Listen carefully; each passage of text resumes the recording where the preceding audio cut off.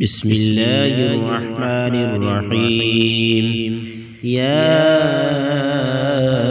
أيها المزمل قم الليل إلا قليلا نصفه وانقص منه قليلا أو زد عليه ورتل القرآن ترتيلا إنا سنلقي عليك قولا ثقيلا إن ناشئة الليل هي أشد وطئا وأقوم قيلا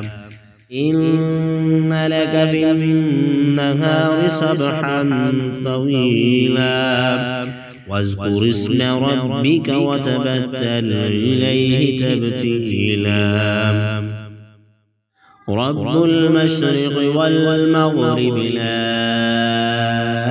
إله إلا هو فاتخذه وقيلا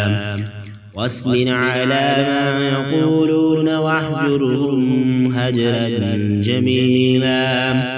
وذرني والمكذبين أولي النعمة ومهلهم قليلا إن لدينا أنكالا وجحيما وطعاما ذا غصة وعذابا أليما يوم ترجف الأرض والجبال وكانت الجبال كثيبا مهيلا إنا أرسلنا إليكم رسولا شاهدا عليكم كما أرسلنا إلى فرعون رسولا فعسى فرعون الرسول فأخذناه أخذا وبيلا فكيف تتقون إن كفرتم يوما يجعل الولدان شيبا السماء منفطر به كان وعده مفعولا إن هذه تذكرة فمن شاء اتخذ إلى ربه سبيلا إن ربك يعلم أنك تقوم أدنى من ثلثي الليل ونصفه وثلثه وطائفة من الذين معك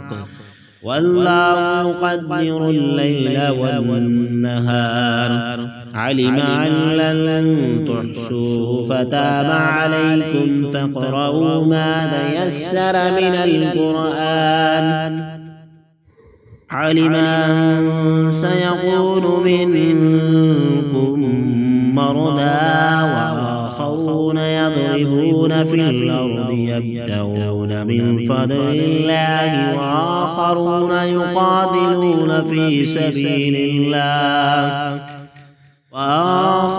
يقاتلون في سبيل الله فاقرؤوا ما تيسر منه وأقيموا الصلاة وآتوا الزكاة وأقرضوا الله قرضا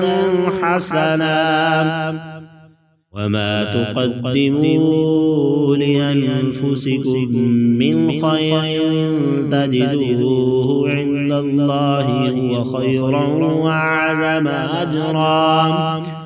واستغفروا الله إن الله غفور رحيم.